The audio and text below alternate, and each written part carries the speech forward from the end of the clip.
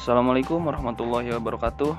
Halo semuanya, perkenalkan saya Syahrul Omi Ahmad dengan NIM 2014200021 dari jurusan Perbankan Syariah semester 4 dan mahasiswa dari UIN Sultan Maulana Hasanuddin Banten. Untuk video kali ini, saya akan membahas materi tentang kelebihan dan kelemahan dari arbitrase dari mata kuliah Arbitrase Syariah dengan dosen pengampu yaitu yang terhormat Dr. Haji Saiful Bahri, SAG, MM, CHCM.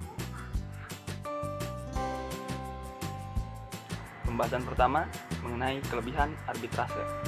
Nah, perkembangan arbitrase tidak terlepas dari kelebihan lembaga arbitrase itu sendiri.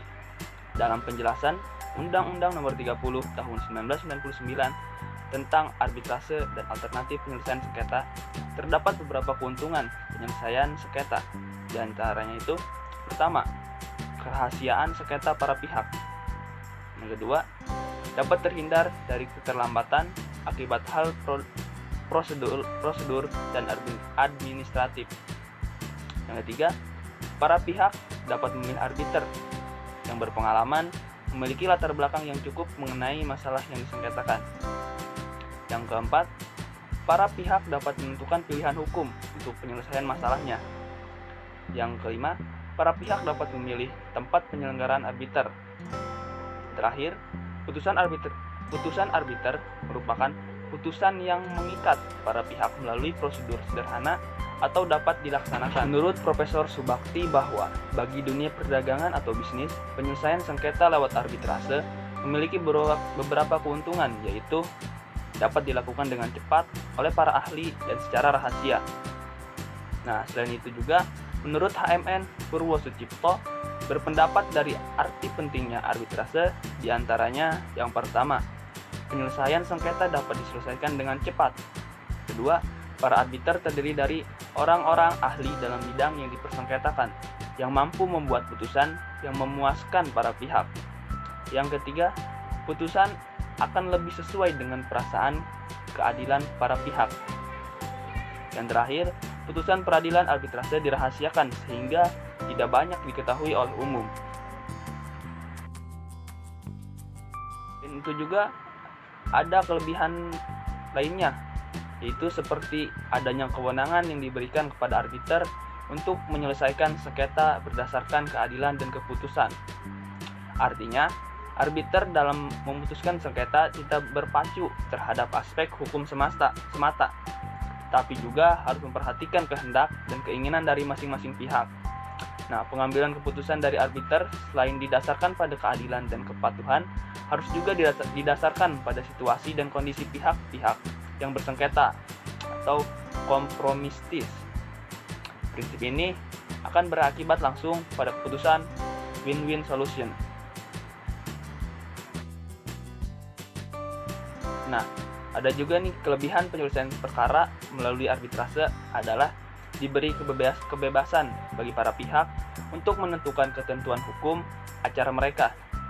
Ketentuan ini ditegaskan pada pasal 31 ayat 1 Undang-Undang Nomor 30 Tahun 1999 yang menyatakan para pihak dalam suatu perjanjian yang tegas dan tertulis untuk menentukan acara arbitrase yang digunakan dalam pemeriksaan sengketa sepanjang tidak bertentangan dengan ketentuan dalam undang-undang ini. Nah, keuntungan lain dari prinsip kebebasan ini adalah didapatkannya putusan yang adil dan fair secara objektif karena putusan tersebut diberikan oleh arbiter yang sama-sama dipilih atau dipercaya oleh para pihak. Nah, alasan lain yang menjadikan penyelesaian sengketa melalui lembaga arbitrase lebih menguntungkan para pihak adalah sifat putusannya yang final dan mengikat. Maksud dari final adalah putusan arbitrase tersebut merupakan putusan akhir, sedangkan mengikat yaitu para pihak dalam keputusan tersebut harus tunduk serta wajib melaksanakan putusan tersebut dengan sukarela. Keadaan ini amat membantu para pihak yang bersengketa khususnya dalam hal eksekusi. Kelebihan lainnya bagi para pengusaha bisnis. Yang pertama misalnya, para pihak yang bersengketa dapat memilih para arbiternya sendiri dan tentunya memilih mereka yang dipercaya memiliki integritas, kejujuran, keahlian, dan profesionalisme di bidangnya yang disengketakan. Nah, yang kedua, kelambatan yang diakibatkan oleh hal prosedural dan administratif dapat dihindari. Yang ketiga, pelaksanaan arbitrase konfidensial dapat menjamin kerahasiaan dan publikitas yang dikehendaki. Nah, yang selanjutnya ini, pilihan umum untuk menyelesaikan sengketa serta proses dan tempat penyelenggaraan arbitrase dapat ditentukan oleh para pihak. Putusan arbitrase mengikat para pihak atau final dan binding dan dengan melalui tata cara prosedur sederhana ataupun langsung dapat dilaksanakan. Nah, karena putusannya final dan mengikat, tata caranya juga bisa cepat, maksimal itu 180 hari. Tidak mahal juga serta jauh lebih rendah dari biaya-biaya yang harus dikeluarkan dalam proses pengadilan. Nah, selanjutnya sifatnya menjurus kepada privatisasi penyelesaian sengketa dan dapat dikatakan ditunjukkan kepada posisi win to win. Tata cara arbitrase lebih informal dari tata cara pengadilan dan oleh karena itu terbuka untuk memperoleh dan tersedianya tata cara penyelesaian kekeluargaan dan damai.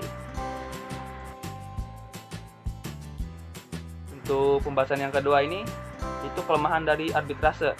Selain punya kelebihan, arbitrase juga memiliki kelemahan. Nah, yang pertama itu prinsip pemeriksaan dan pengambilan keputusan dalam arbitrase yang berorientasi pada kepentingan para pihak secara tidak langsung mengurangi otoritas arbiter dalam memutuskan sengketanya. Hal ini dapat membawa ke arah penyelesaian sengketa yang bertele-tele sehingga menjadikan proses arbitrase tidak efisien. Yang kedua, keterkaitan lembaga peradilan dalam proses arbitrase menjadikan penyelesaiannya panjang dan lama.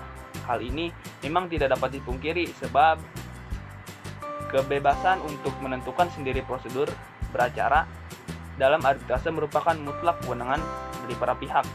Tetapi pada kenyataannya tidaklah demikian. Nah, yang ketiga, tidak adanya otoritas yang diberikan kepada lembaga arbitrase untuk mengeksekusi keputusannya.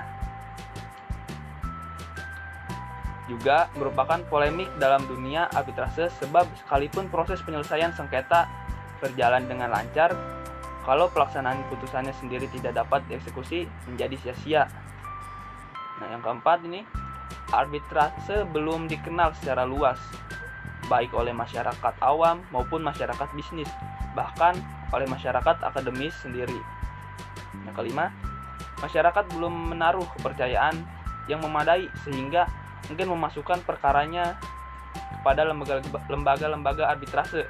Hal ini dapat dilihat dari sedikitnya perkara yang diajukan dan diselesaikan melalui lembaga arbitrase yang ada. Nah, yang keenam ini, lembaga arbitrase tidak mempunyai daya paksa atau kewenangan melalui eksekusi putusannya.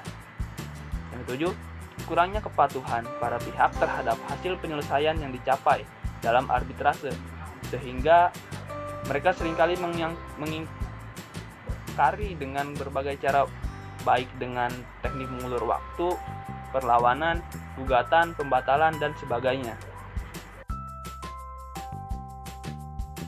Ada juga kelemahan lainnya, misalnya seperti putusan arbitrase ditentukan oleh kemampuan teknis arbiter untuk memberikan keputusan yang memuaskan untuk melakukan rasa keadilan para pihak. Yang kedua ini, apabila pihak yang kalah tidak mau melaksanakan putusan arbitrase, maka diperlukan perintah dari pengadilan untuk melakukan eksekusi atas putusan arbitrase tersebut. Selanjutnya, pada praktiknya pengakuan dan pelaksanaan keputusan arbitrase asing masih menjadi hal yang sulit.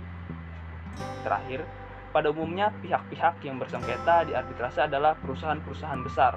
Oleh karena itu, untuk mempertemukan kehendak para pihak yang bersengketa dan membawanya ke badan arbitrase tidaklah mudah.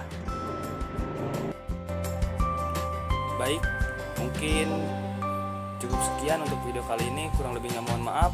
Assalamualaikum warahmatullahi wabarakatuh.